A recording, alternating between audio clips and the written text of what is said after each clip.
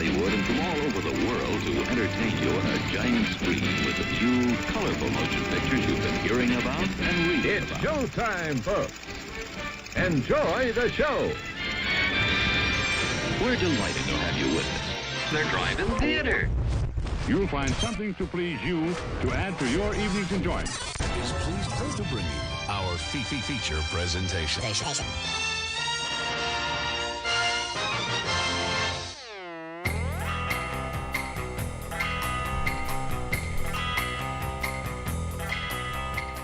Yo, everybody, what's going on? It's Monday night. It is January 10th, 2022. It's still January. It's a new year. You're tuned into the Drive-in Speakerbox, where we talk about movies and Hollywood and TV shows and all this kind of stuff. And I'm your host, Bo, the Boom Operator. And I am Slick Doggy the Grip. And shout out to Vince real quick. Yo! Oh, yeah. What's up, Vince? Already over there in chatting us up. And we do know it's apparently like a sports night. There's like a championship. Hey, thanks for the resub there, Vince.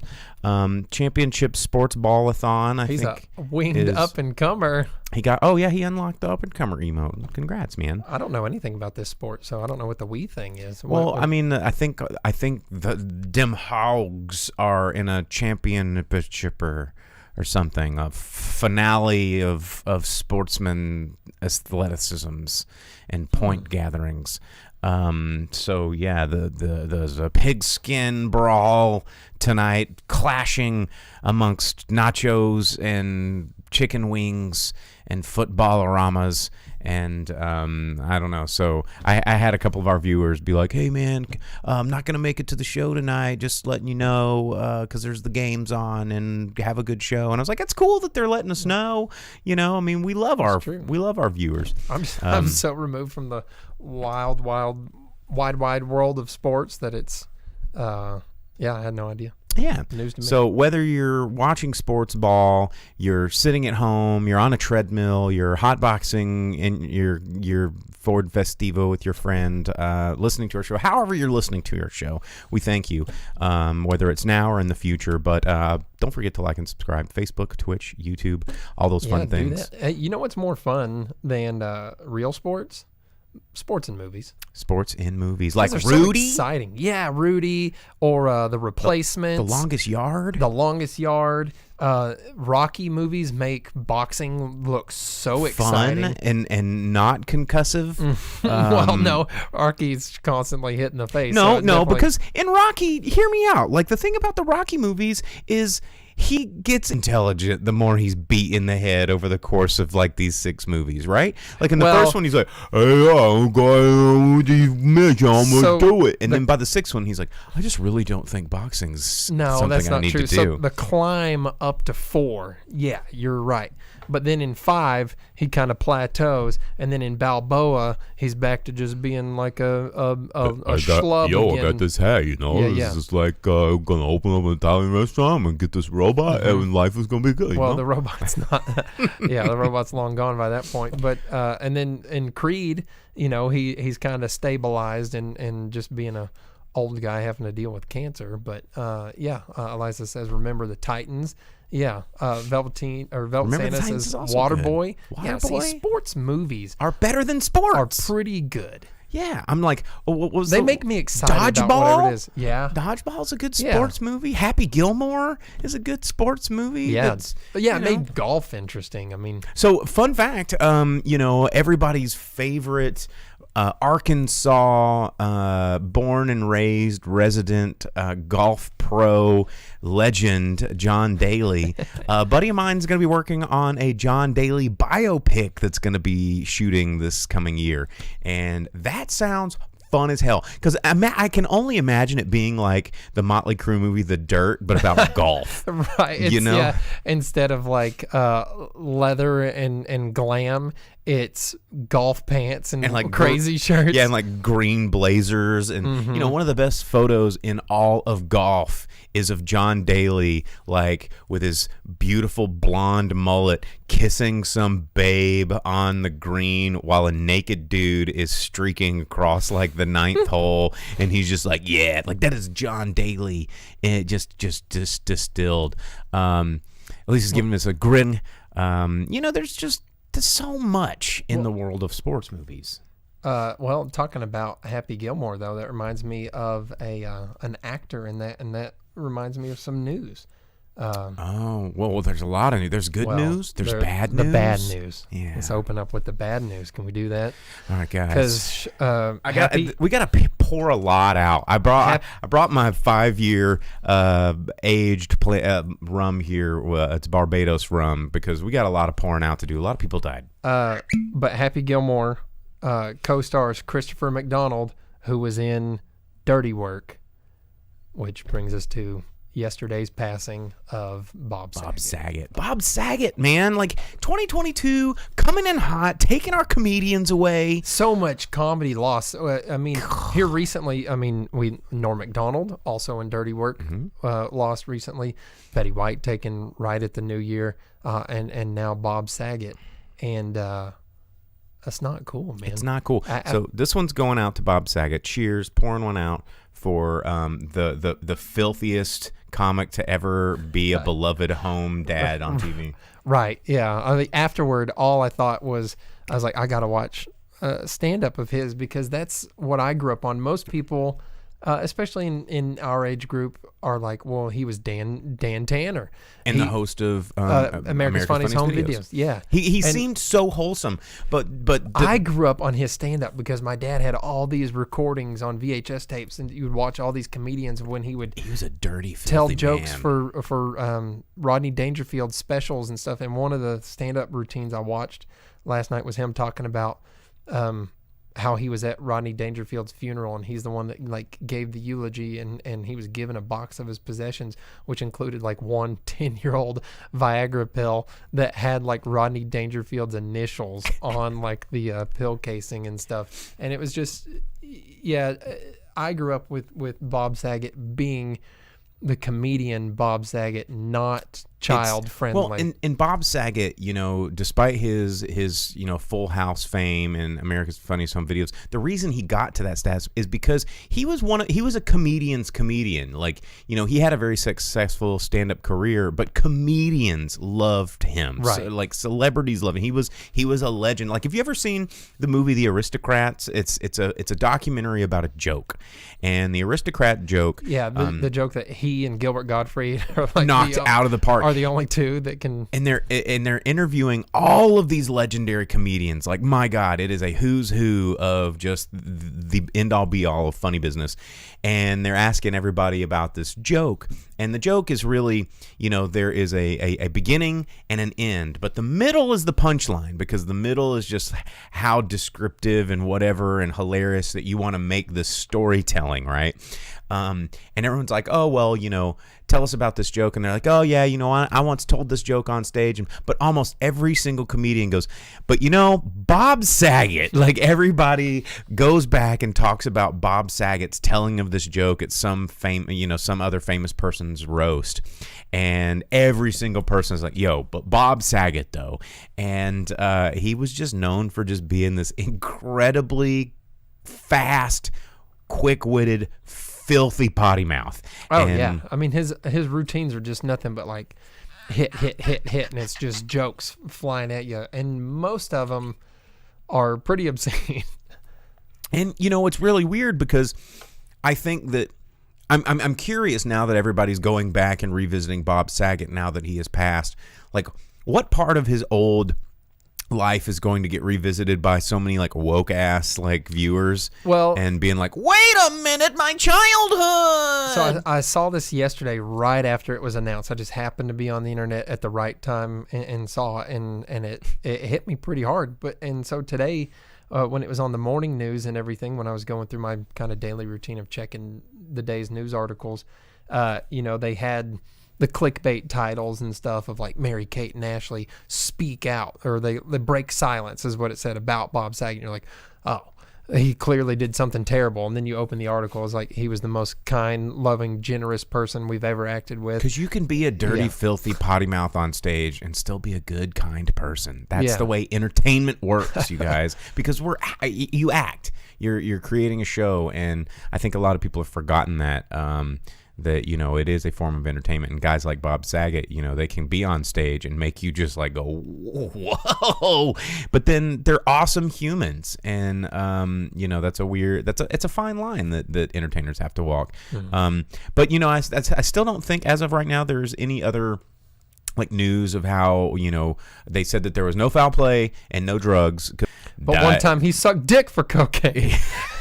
Which, if you know the jokes, then I did think I saw one headline that mentioned reference that. Yeah, from him and what was it, Half Baked? Right? Yeah.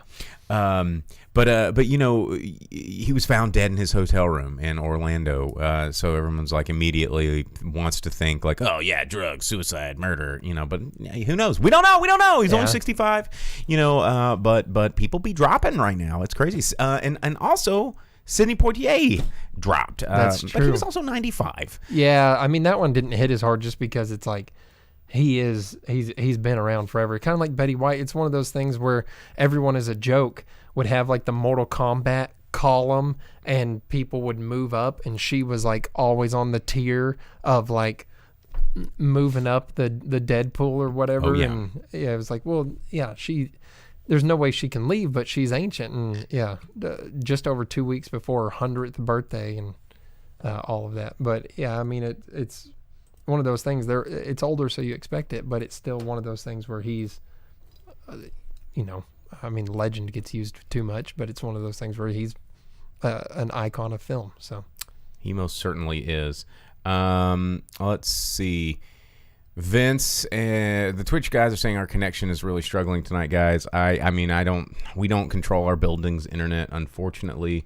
And I can't access my keyboard from where I'm standing to do a speed test. So I can try and do one over here and check it. So I'll take a look, but there's not much I can do. Well, while you're doing that, I'll talk about some other news that happened. I think as of today. Well, Sidney Poitier, I've got to pour one out. Yeah, there you go. As of today, it was released. The new Prince of Bel Air reboot, just called Bel Air. Trailer was released, and it's all drama, no comedy. It's not it's not going to be the Prince of Bel Air like you remember or want it to be. It is executive produced by Will Smith and the Westbrook production company, but it is all drama. You know,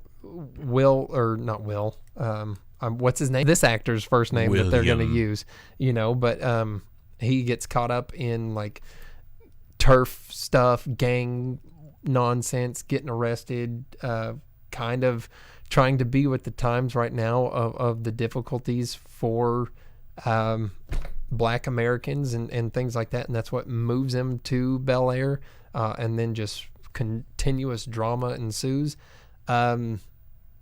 I mean, I don't know how I feel about it. I liked Prince of Bel Air. I grew up with that. And the main thing is, how do you replace Avery Brooks? McLean says, so is it a CW show now? So initially, while I was watching it, I was like, wow, they're really doing the CW treatment to this. But it looks way more intense than that even. It looks, I don't know. Like it looks like I don't care. Yeah, I mean, basically. You know, in West Philadelphia, born and raised on the playground is where he spent most of his days. Well, shooting some b-ball outside of the school when a couple of guys were up to no good, and they started making trouble in the neighborhood, and he got in one little fight, and his mom got scared and said, you're moving with your auntie and uncle in Bel Air. And I'm believing I heard this fight is a little more darker tone. And so he whistled for a cab. When it came near, the license plate said fresh, and it had dice in the mirror. And if anything, he thought that, this cab was rare, but man, forget it. Yo Holmes to Bel Air. And, yeah. And he pulled up to the house around 7 or 8, and he yelled to the cabbie, yo Holmes, smell you later. He looked at his kingdom, and he was finally there to sit on his throne as the Prince of Bel Air. I'll just let that sit.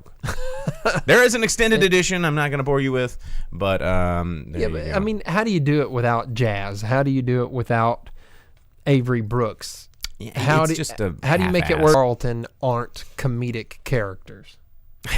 Yeah, who knows? Internet updates. I just did several speed tests. Hey, thanks, Furious Apology. Oh, yeah, thank you for that. Gifted 2 subs. Shout out to Vern over there, old Mr. Garrett Gunderson himself. I got to hang out with him this weekend in Kansas City.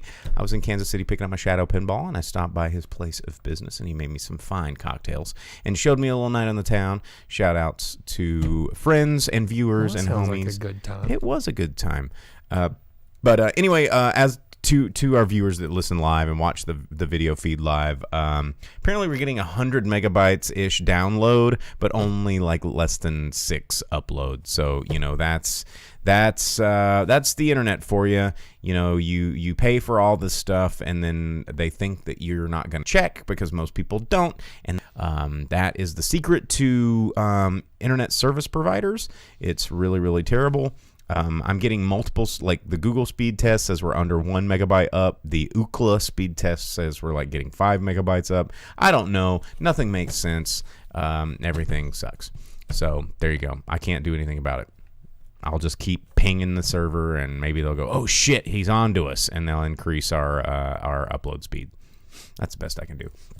So what else is going on in the chat? Garrett says the CW's over. Vince said he just scrubbed through the trailer. It looks different. Yeah.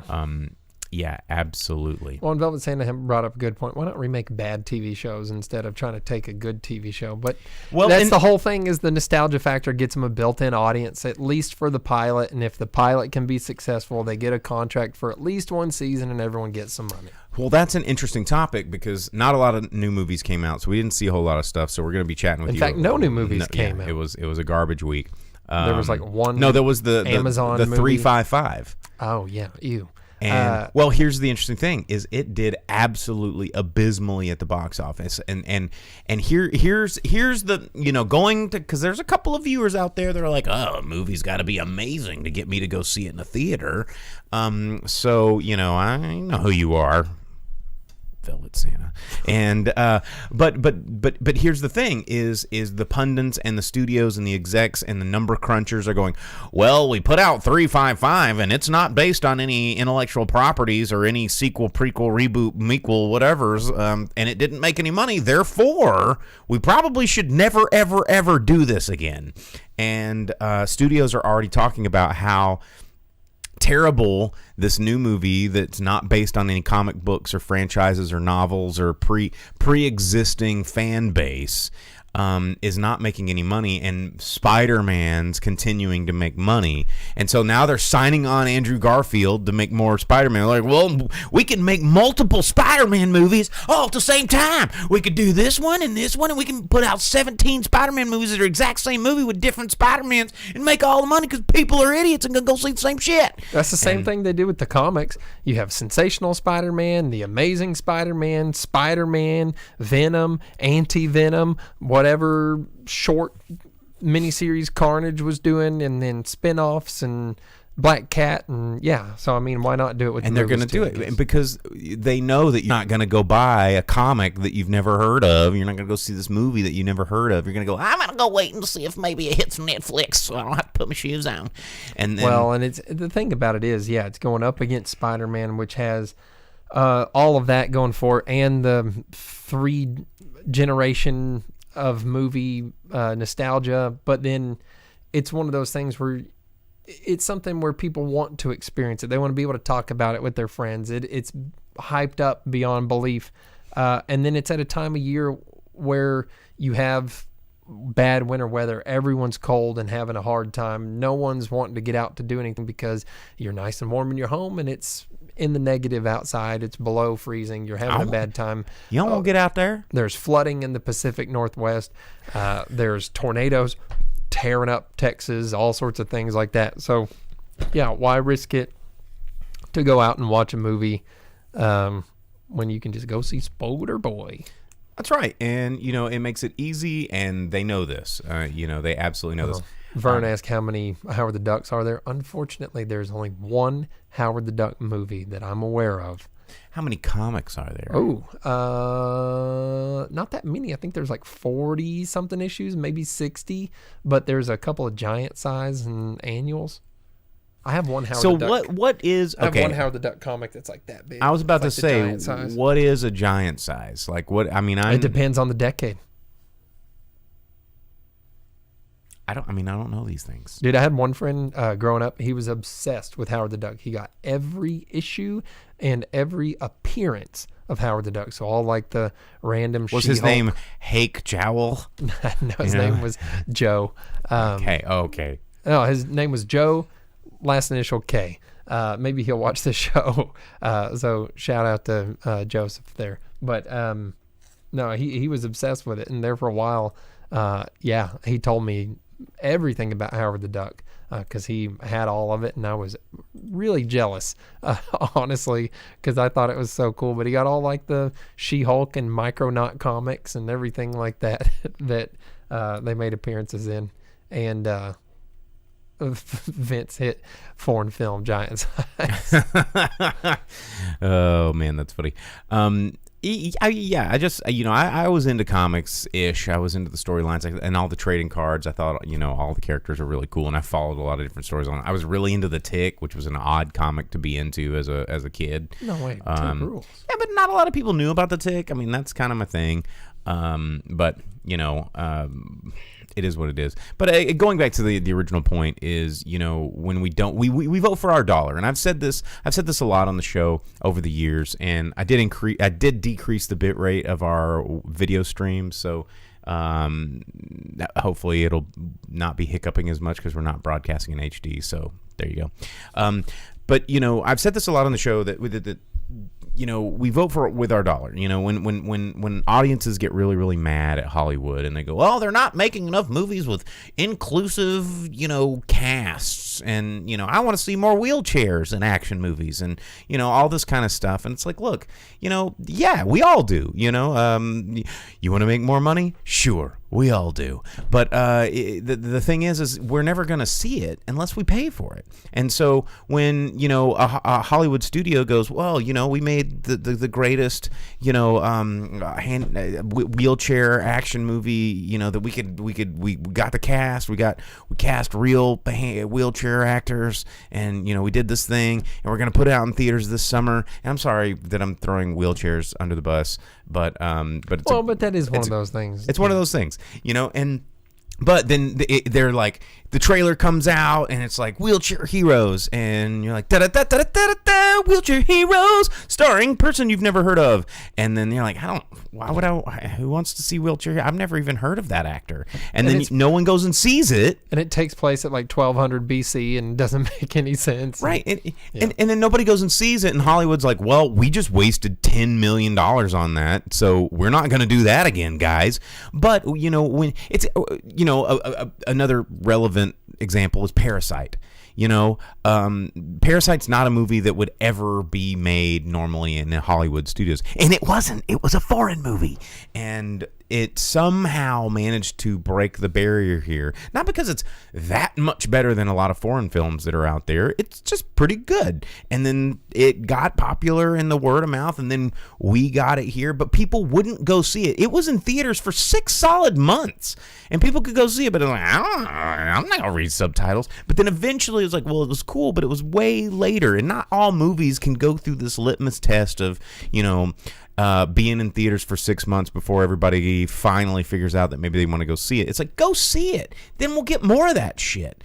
And, that's the only way we're going to get more of diverse stuff is if you pay for diverse stuff. Not wait for it to hit streaming 3 months later, not pirate it on the internet, but to get your ass in the theater, pay a ticket, and go get that box office numbers up, because that is the most trackable way to see that something is successful. With streaming, those numbers are not public. Well, and so many movies now do that, where they're a failure at the box office, and then people find out later that they're actually pretty badass, and then they find success from that, which is a shame, because not all of them get the John Wick treatment, where the first one failed, and then people watched it outside of the theater and like, holy crap, I gotta have more of this, and they're like, oh well, it was cheap enough, yeah, we'll do it again. But some movies are like, whoa, it costs too much, and we ain't doing that. Like, yeah, if they did do Wheelchair Heroes, and it was something that flopped, but it turned out it was sick because it would probably be dope. Like they come together and make like a Voltron or a Megazord. Dude. Something. Each different wheel had a different power. Like one could go really, really fast. One could like slow down time. One could like make flames. Yeah, or they had different wheelchairs. Like one of them was in like the basketball competitive one, and one's in like an electric, and one's in just like a standard one. One's really good at doing wheelies or something. I mean, I don't know. Now we're just getting out of hand with now this. We're making movies is what we're doing. We're a writing room.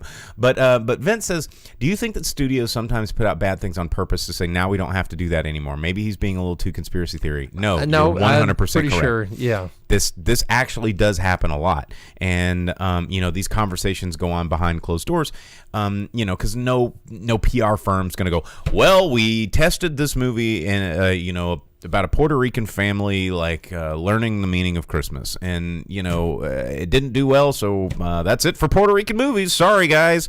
They do shit like this all the time, and they have focus groups on it all the time, and they have web surveys about the shit all the time. Like, movies are in the business of taking your money.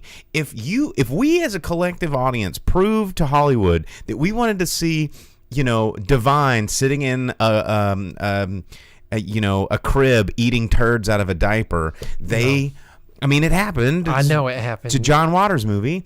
Which is why I started shaking my head as soon as he said it, because I knew where it was going. But if we all collectively that's what we want to see, oh my God, take my money, they're going to go, okay, well, yeah, that's what we're going to make. We're going to make all these movies about turd-eating transvestites. And, Divine was awesome in a weird, creepy way. John Waters is awesome in a weird, creepy way. But nobody was going to give them money for doing what they're doing because Hollywood knew that it wasn't a good bet.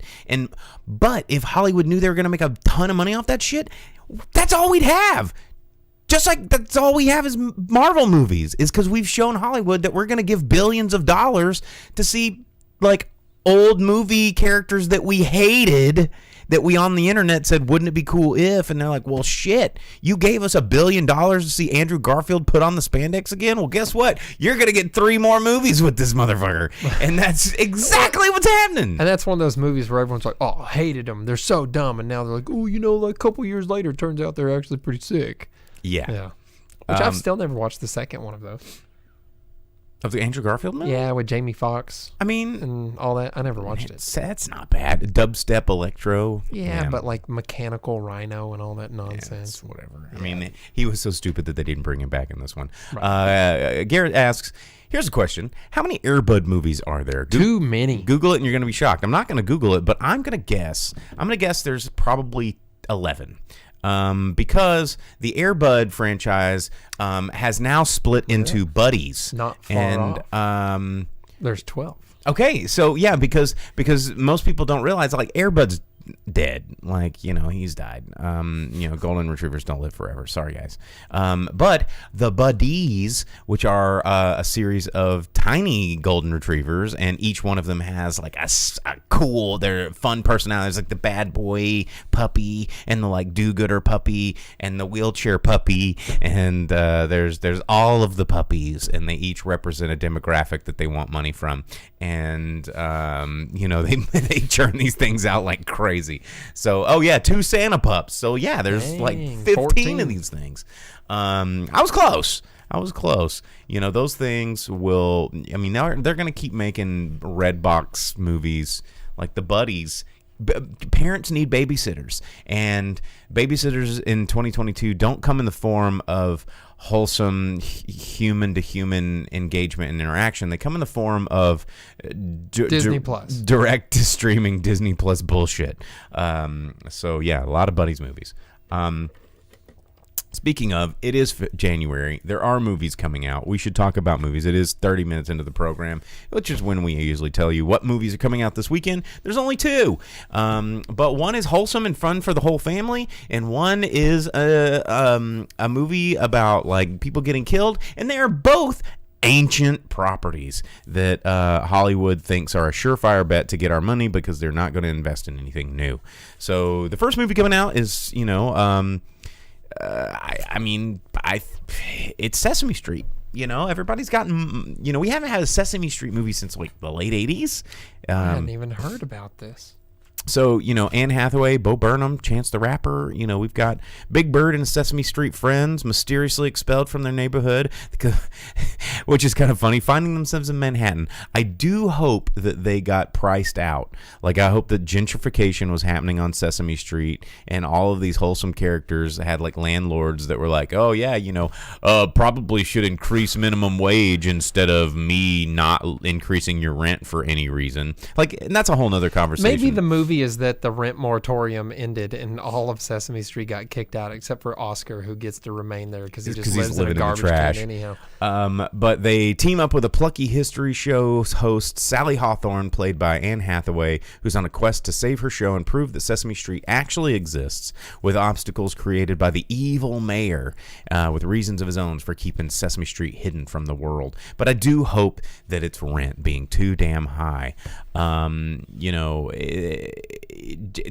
think that would be an amazing movie where Snuffleupagus and Big Bird and Elmo and the gang. It's like Elmo can't pay rent because he only makes $10 an hour, and Elmo has to do selling cocaine in Bronx to afford rent. And I think that'd be awesome. And I think it'd be really poignant for today's society because, stop increasing rent, you guys. Like, everybody's going to be moving in with Oscar. If everybody's like pointing fingers at the small businesses that are just trying to pay their people as much as they can, but then the landlords are like, the building hasn't changed in 100 years, and I haven't put forth a single cent to fix it ever. But guess what? Rent's doubled. Give me double the money. That's they're where I will live. It's like where I live too, and because it's a historical building, and they're not required to do anything. Yeah, and so instead of going, how about you guys stop doubling our cost of living so that the small employers that are trying to pay these people, our money goes further instead of just into the pockets to you sons of bitches. But anyway, that's a whole nother show. That's another podcast called Bo's Soapbox. You can like and subscribe to that on Spotify. I haven't started it yet, but I'm gonna. Yeah, you have. It's just intertwined into this one. It is. Yeah. What are you gonna do? Before we're too far away from it, Vince said that he had Marley and Me. That was the only one he had, and so he made a kid watch it and told him it was the Air Buddies movie, and it did not go well. What about Mac and Me? That's what you should have made him watch. Or with like the wheelchair scene. Yeah, going back to wheelchairs. The one that Paul Rudd always played on Conan. Oh yeah. Oh yeah. That's so good. He said it was just a joke, but I mean that's actually really funny. Like if all you have is a real movie about dogs, where it's like Old Yeller, or do you want to watch a puppy movie? Here's Old Yeller. Yeah. Yeah. Dude, it's still I can't. I cannot watch Old Yeller. There's no way. Because it's sad. Yeah. You can't watch any movie where the dog dies. You wouldn't watch John Wick for like the longest time. You're right. I remember this. You're like, no, dude. You would go to the website. It's like doesthedogdie.com or something and check, because you're like, I'm not going to watch this fucking movie if a dog dies. That's true. I can't. I couldn't do it. I still have trouble with it. But it was like the Call of Duty games and stuff where they brought in dogs and you'd have to like hurt the dogs. I just dropped the controller, quit playing. I was like, I can't. I didn't touch them for years. And same thing. I Am Legend. I've still never watched it. Because the dog scene? Yeah, I rented it back when that was a thing you can do. And I sat down with my family because like, I heard this movie's really good. Let's watch it. And we're like, yeah, Will Smith, action movie, sick. Welcome to Earth. It's going to be dope. And we sit down. And then I think my brother goes, yeah, I heard he has to kill the dog. And I just got up and walked to the back of the house. And I was like, tell me when the movie's over. And I never watched that movie just because I can't. It's difficult for me, man. I can watch people get blasted away. I can watch The Thing.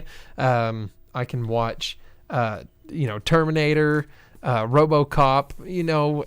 Any action movie. How sick is that? Those things don't bother me with the people, but like the Thing part with the dog is difficult. But you never really see the dog get hurt. I can watch people get blasted away, but yeah, seeing a dog. Not the dog, yeah. because they didn't deserve it. But Right. Speaking of people getting blasted away, the other movie coming out this weekend is Scream. It is a sequel to the original Scream film, 25 years after the original series of murders in Woodsboro. A new killer emerges, and Sidney Prescott is coming back and must uncover the truth. So you got Neve Campbell coming back, you got Courtney Cox coming back, you got David Arquette coming back, you got all these people coming back to the Scream franchise. And I'm gonna go see this movie. I'm gonna give it the college try. I'm gonna check it out because I liked the original Scream. The subsequent Screams were whatever, but the first one, we've talked about this on the show before. The first one did something very unique, and I want to say this killed Drew Barrymore in like the first 3 minutes, which is pretty awesome. Because hey, here's the biggest name in the movie. She's dead. This is Wes Craven, I think. And it's essentially a parody movie about slasher movies from the 80s, right? And it basically redefined a genre by being a parody of a genre, but brought that genre back into a relevant forefront of pop culture in a way that I don't think anybody really expected.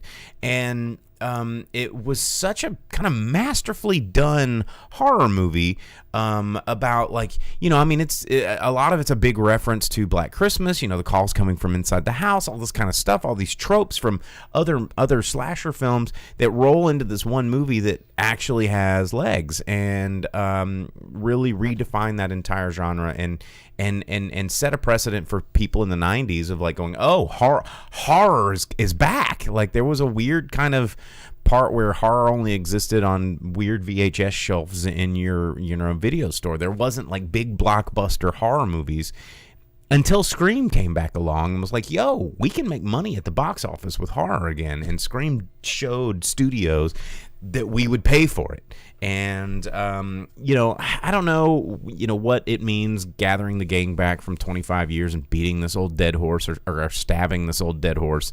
Have you seen the trailer? Yeah, we're stabbing an old dead horse. Yeah, there's a new generation, but they're only attacking people that are somehow relatives of the killers from the first movie. And the old gang has to get back together to Scooby-Doo this nonsense. The only time I've ever liked Scream was when they ended up on the Scream set in Jay and Silent Bob Strike Back, and like Wes Craven sitting there like counting his money, and it's like they had like Shannon Doherty or something like starring in it in that version, and she's like, really?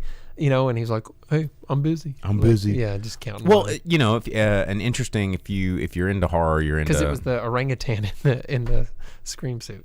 Oh, that's right. I forgot about that. But watch the movies. What is the on Netflix, like the movies that made us? Oh yeah, the one that's all the horror movies. Yeah, there's one about Nightmare on Elm Street, which is also Wes Craven. Because nobody wanted to make Wes Craven movies until that movie, and you should check it out. It's pretty cool. Yeah.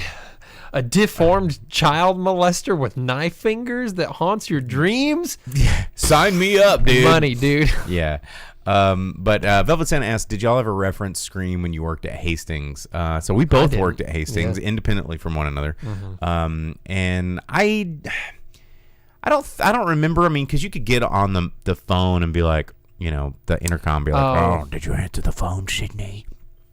I never did that. That kind of thing, no. No, I never did that. I just told people that black bars were not a defect and they're not going to have their money back. I told them that a lot. When I worked at a local movie theater, we figured out the code on the phone to hit the intercom, and we would make, horror movie sounds and noises and stuff like that throughout the movie theater. That's pretty cool. Primarily to freak out the other people that worked there, because people would be in their movies or it'd be late and there's like one show running, or like two people in the theater, but you're stuck there until midnight or later, and you could go and freak out the teenagers that work there and stuff like that. Garrett over on Facebook says I was a teenager. He also did Vampire in Brooklyn. Yes, he did Vampire in Brooklyn, an Eddie Murphy horror films, horror comedy. One might say a black comedy. Just dark, black humor. Sorry, that was a bad joke. We're talking about wheelchairs. It's whatever. I've had a lot of rum. And but Vampire in Brooklyn is a really, really, really great vampire movie. It's actually kind of scary. It's one of my up there in the top 10 vampire movies in my personal list. Vampire in Brooklyn's one of them. Where's Dracula Dead and Loving It on that? It's in there. It's like number 8. It's towards the bottom. But Vampire in Brooklyn is a classic retelling of Bram Stoker's Dracula, but with Eddie Murphy in the lead role. With sick hair. Dude, and he plays, he pulls an Eddie Murphy. He plays a whole bunch of different roles. It's pretty awesome. If you've never seen Vampire in Brooklyn, it's a great October watch. I mean, you take it with a grain of salt because it is goofy. But it's scary movie though. It is because I remember it being on movie. TV when I was in a hotel room and I was the only one awake and I couldn't find the controller and I couldn't turn it off. But you get scared pretty easily. Having a bad time. Yeah. You get spooked out pretty quick. Well, you try being in a motel where there's just access to the outside right there in the window and you're the only one awake and you got friggin' vampires. You think like a vampire's gonna murdering, float up to your window and be like, Jake, come to me, be in my arms and enter the darkness, Jake. You think that's gonna happen to you? No. Yeah. Jake is gonna be Antonio Banderas, like from Interview with the Vampire. Jake, come to me, Antonio Banderas. You're doing like a very What We Do in the Shadows. It's come into my embrace of warm darkness, into my world. Yeah, but I'd want to be Let me suck your bearded blood. No, I want to be like Vampire Hunter D or with the tornado mouth type guy. Yeah, like get turned, but then use your powers to be like a badass. You just want to be Blade. No, Blade's dumb.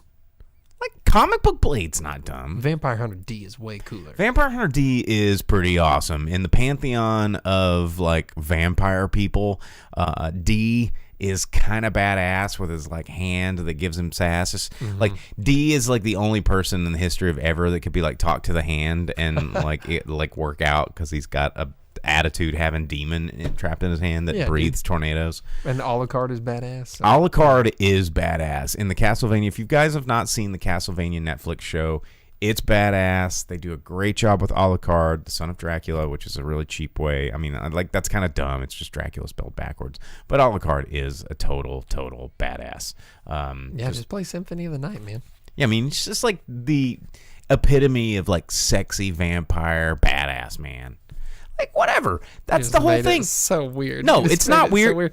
Is it because he has that like forward? No, it's not because of his forward walk. It's because it's just his attitude, his regalia, his long hair, and his double jumps and his cape turns to bat wings for just a second.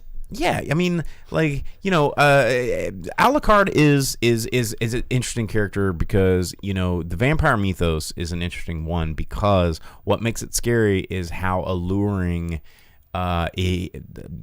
Dracula or whatever vampire is to preying upon the inner fears and desires and passions of humanity. So what makes Dracula scary is not this guy that runs around and sucks our blood or whatever.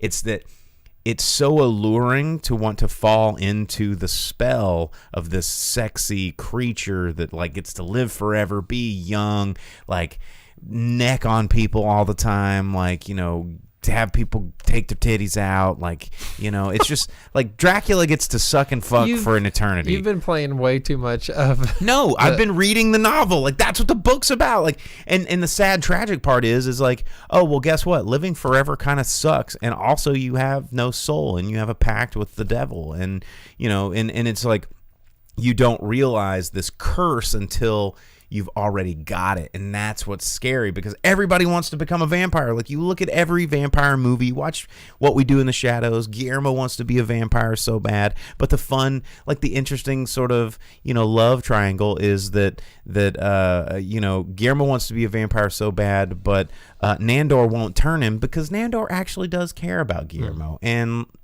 being a vampire kind of fucking sucks. You're alone for eternity, and even if you do fall in love with somebody, they're gonna probably die in like 50 years and you're not. That's how a couple of the seasons go. That's how the last season ended, was with them realizing that immortality blows.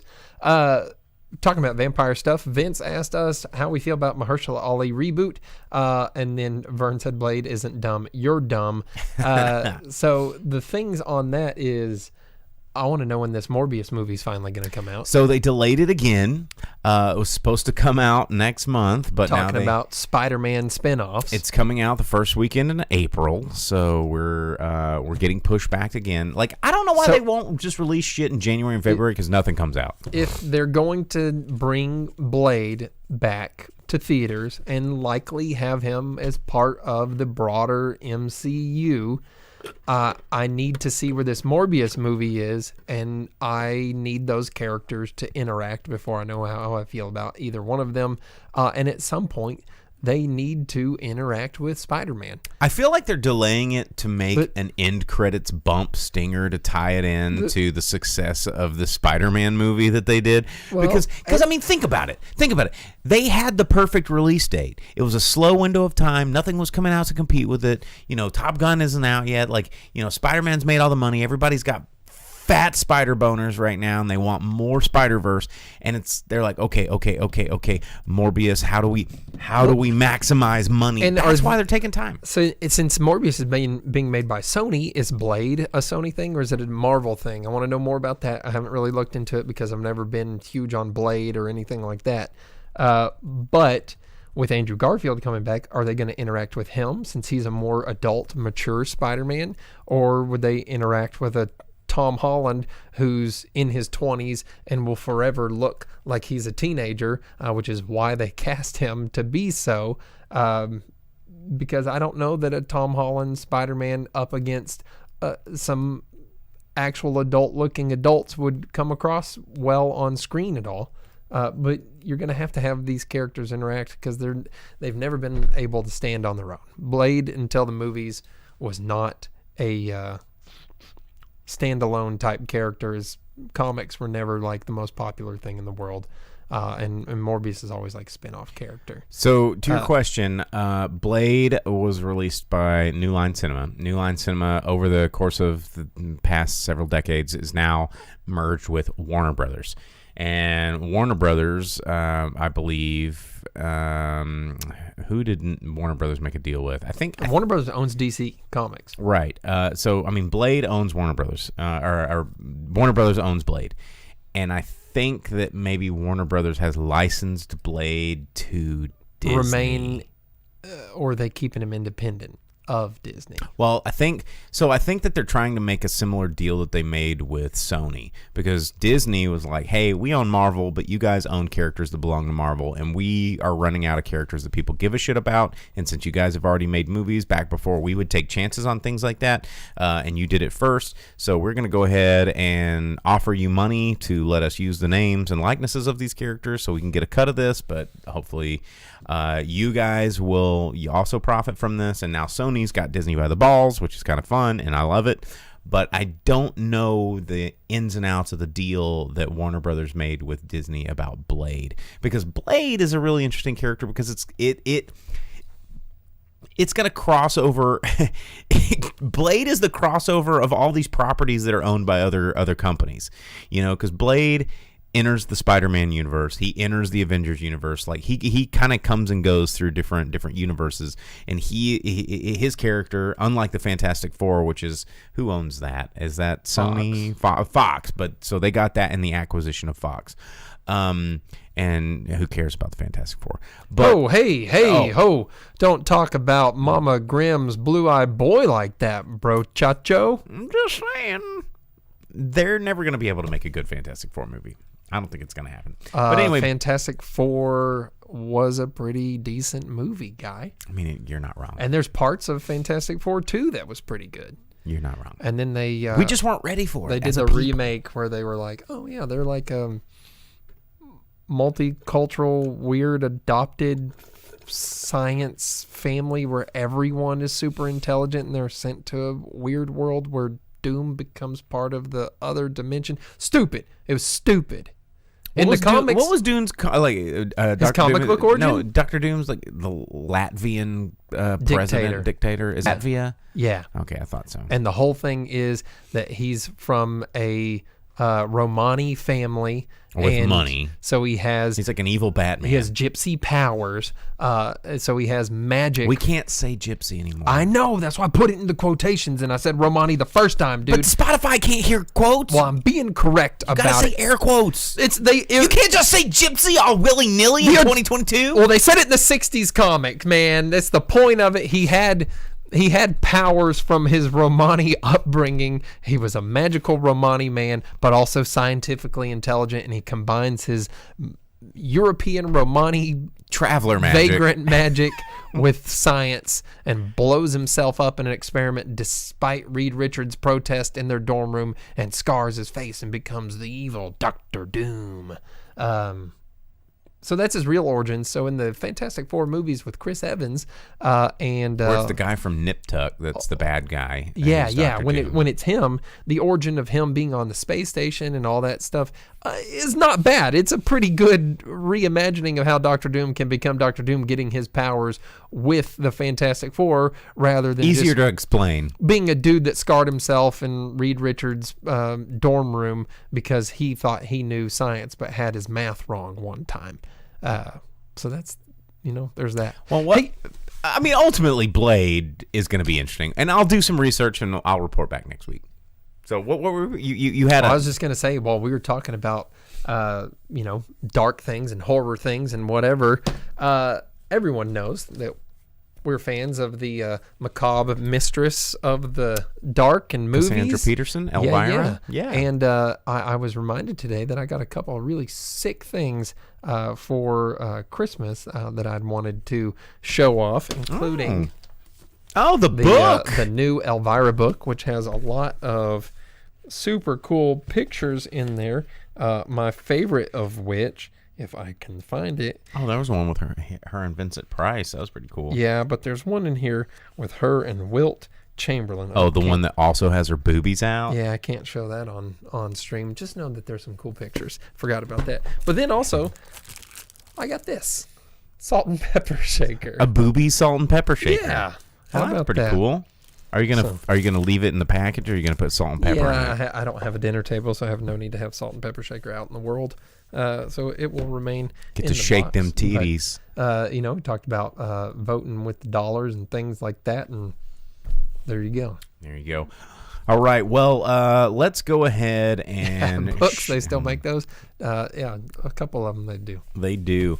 Let's wrap it up with the box office roundup for this week because we can, and it's kind of interesting. So we're going to give you guys the box office roundup report from January 7th through 9th, this last weekend, 2022, for those of you that are counting. We hit it. Velvet Santa said Michael Chiklis was awesome as the Thing. You were right, and if you watch any of the behind-the-scenes stuff, that is because out of all of the people they cast in comic book movies, he was a fan of Fantastic Four and Marvel Comics. You should always cast fans. Just like Henry Cavill in The Witcher. Like, cast fans. Yeah, and Michael Chiklis was awesome as Ben Grimm because he knew the character. He knew how to do the part. And I don't know if you can find a better person to be Ben Grimm in a live action. I'll agree with that. And also, Vince says salt and pepper strictly for your Arby's.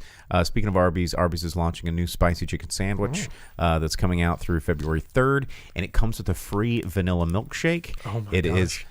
Because is it that spicy? It's that spicy. I need it. So they did market research saying that many customers in the United States complain that fast food establishments that say things are spicy are not actually as spicy, and so they're like, well, this one fucking is, and it's called the Diablo Dare. Well, need it. And it's going to be coming out here very soon. It's spicy, and they give you milk. You'll be doing the poo-poo. That's right, and they say it's so spicy. It's like 5 layers of spice. There's like ghost pepper, jalapeno pepper, habanero pepper, that just sounds like Popeyes. And it has like a habanero bun, cheddar bun, but it comes with a vanilla milkshake as like a disclaimer. It's like, yo, dude, get ready.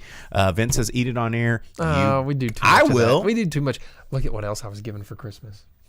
Was that an Arby's gift card? It's an Arby's gift card. Ooh, hell yeah. I like how you got that in the wallet. But anyway, the box office roundup for January 7th through 9th goes as follows. Number 10, House of Gucci, still out there. 7 weeks in release, bringing in just over $616,000 at the box office so far, bringing in $50 million at the box office. Number 9, Licorice Pizza, 7 weeks also in release, although half of it was limited release, bringing in $981,000 at the box office. So far, bringing in $8.1 million at the box office total. You can check out our review on that on previous episodes. Number 8, Ghostbusters Afterlife, somehow sticking around the top 10 in its 8th weekend release, bringing in $1.1 million in the box office. So far, bringing in $125 million at the box office. Number 7, West Side Story, bringing in $1.3 million up against a 5-week release. So far, bringing in $32.1 million at the box office. Number 6, Matrix Resurrection. Almost forgot that movie came out. $1.8 million in the box office right there. 3 weeks has brought it in $34 million. So after my review of that movie, I did see a sick meme that says, shout out to, or the best part of the Matrix was, Lawrence Fishburne and the dude that plays Agent Smith. Oh, that dodged that bullet? Yeah. It's like the two of them dodged that bullet, and it was Matrix Resurrections. That was pretty funny. They did. Number 5, American... Hugo Weaving, yes. American Underdog, number 5, $2.3 million in its 3rd weekend release from Lionsgate, bringing in $18.6. Number 4, The Kingsman, bringing in $3.2 million in its 3rd weekend release, bringing it up to $25 million domestically. The number 3 movie is The 355, opening up at the number 3 spot with only $4.6 million at its opening, despite coming out in over 3,100 theaters nationwide from Universal Pictures. So $4.6 million, not a good opening considering Sing 2, which has been out for 3 weeks, brought in the number 2 spot with $11.5 million. In 3 weeks, bringing in $108 million at the box office. And the number 1 movie, again, for like 4 weeks in a row, Spider-Man No Way Home, bringing in another $32.5 million. Like, that's insane. It has brought in over $668 million at the domestic box office in 4 weeks. It is well into the $1 billion club. I mean, it's almost in the $1 billion club domestically, which is insane. And that's why we're getting Andrew Garfield Spider-Mans. They're probably going to try and talk Tobey Maguire into it again, even though he's way too old now. But no, wait, you can make something work. Well, I mean, if it can just be him going, my back. I mean, like we were talking about when we reviewed the movie, if Willem Dafoe can still be Green Goblin 20-something years later and be a physical role, and he's like 100, Tobey Maguire can too, but that's what we're going to get. We're going to get more of that stuff because we're giving it literal billions of dollars. So there you go. But anyway, that is the box office roundup for January 7th through 9th, 2022. That is our show for January